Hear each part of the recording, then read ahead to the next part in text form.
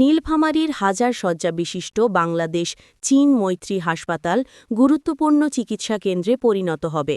প্রধান উপদেষ্টা, ঢাকা, ২৬ জানুয়ারি ২০২৬। উত্তরাঞ্চলের মানুষের জন্য আধুনিক ও বিশেষায়িত স্বাস্থ্যসেবা নিশ্চিত করার লক্ষ্যে নীলফামারীতে ১,০০০ শয্যা বিশিষ্ট বাংলাদেশ চীন মৈত্রী জেনারেল হাসপাতাল প্রতিষ্ঠা প্রকল্পটি গতকাল রোববার জাতীয় অর্থনৈতিক পরিষদের নির্বাহী কমিটি একনেক এর সভায় অনুমোদন পেয়েছে। একনেক সভায় সভাপতিত্ব করেন প্রধান উপদেষ্টা প্রফেসর মোহাম্মদ ইউনুস। স্বাস্থ্য ও পরিবার কল্যাণ মন্ত্রণালয়ের স্বাস্থ্যসেবা বিভাগের উদ্যোগে এবং স্বাস্থ্য অধিদপ্তরের বাস্তবায়নে প্রকল্পটি জানুয়ারি ২০২৬ থেকে ডিসেম্বর ২০২৯ সময়কালে বাস্তবায়িত হবে। প্রকল্পের মোট প্রাক্কলিত ব্যয় ২৪৫৯.৩৫ কোটি টাকা, যার মধ্যে বাংলাদেশ সরকারের অর্থায়ন ১৭৯.২৭ কোটি টাকা এবং বাকি অংশ চীনা অনুদান সহায়তা। গত বছরের মার্চ মাসে চীন সফরকালে বাংলাদেশে একটি উন্নত হাসপাতাল স্থাপনের জন্য প্রধান উপদেষ্টা চীনের প্রেসিডেন্ট শি জিনপিংয়ের কাছে অনুরোধ করেছিলেন। তারই প্রেক্ষিতে দ্রুততার সঙ্গে চীন এই উদ্যোগ গ্রহণ করে। প্রকল্পের আওতায় নীলফামারী সদর উপজেলায় একটি আধুনিক ১০তলা হাসপাতাল ভবন নির্মাণ করা হবে। পাশাপাশি চিকিৎসক, নার্স ও স্বাস্থ্যকর্মীদের জন্য ডরমেটরি ও আবাসিক ভবন, ডিরেক্টরস বাংলা, প্রয়োজনীয় সহায়ক অবকাঠামো এবং আধুনিক চিকিৎসা যন্ত্রপাতি স্থাপন করা হবে। এই হাসপাতালে সাধারণ চিকিৎসার পাশাপাশি নেফ্রোলজি, কার্ডিওলজি, অঙ্কোলজি, নিউরোলজি প্রভৃতি বিশেষায়িত বিভাগে চিকিৎসা সেবা দেওয়া হবে। আধুনিক জরুরি বিভাগ, আইসিইউ, সিসিইউ ও এইচডিইউ, উন্নত ডায়াগনস্টিক সুবিধা এবং অপারেশন থিয়েটারের মাধ্যমে জটিল ও দীর্ঘমেয়াদী রোগের চিকিৎসা নিশ্চিত করা হবে। একনেক সভায় প্রকল্প অনুমোদন প্রসঙ্গে প্রধান উপদেষ্টা প্রফেসর মোহাম্মদ ইউনুস বলেন, এই হাসপাতাল শুধু একটি অবকাঠামো নয়, এটি দেশের স্বাস্থ্যসেবার মানোন্নয়নে একটি কৌশলগত বিনিয়োগ। এর মাধ্যমে উত্তরাঞ্চলের মানুষ নিজ এলাকাতেই উন্নত চিকিৎসা সেবা পাবে। তিনি আরও বলেন, রংপুর ও ঢাকা কেন্দ্রিক হাসপাতালগুলির ওপর অতিরিক্ত চাপ কমাতে স্বাস্থ্যসেবার বিকেন্দ্রীকরণ জরুরি।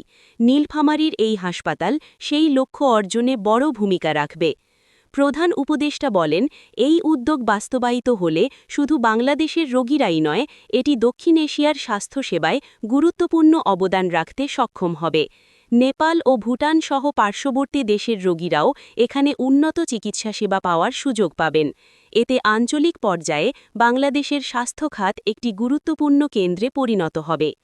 প্রকল্পটি বাস্তবায়িত হলে হাসপাতাল পরিচালনার জন্য বিপুল কর্মসংস্থানের সুযোগ সৃষ্টি হবে।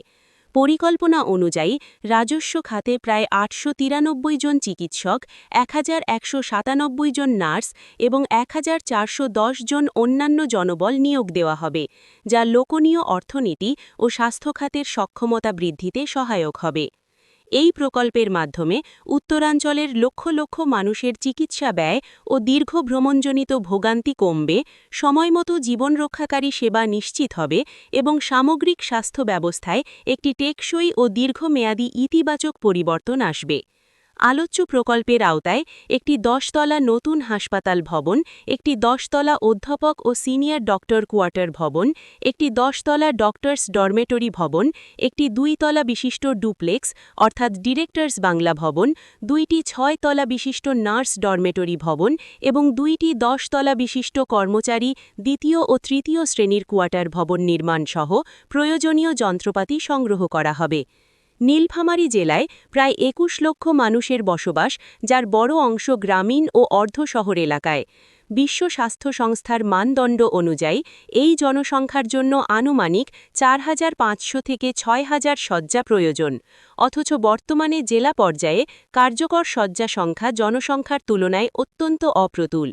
বিদ্যমান স্বাস্থ্য প্রতিষ্ঠানে শয্যা, বিশেষায়িত বিভাগ ও আধুনিক চিকিৎসা সুবিধা অপ্রতুল হওয়ায় গুরুতর রোগীদের রংপুর বা ঢাকায় যেতে হয়, যা সময়, ব্যয় ও ঝুঁকি বাড়ায়।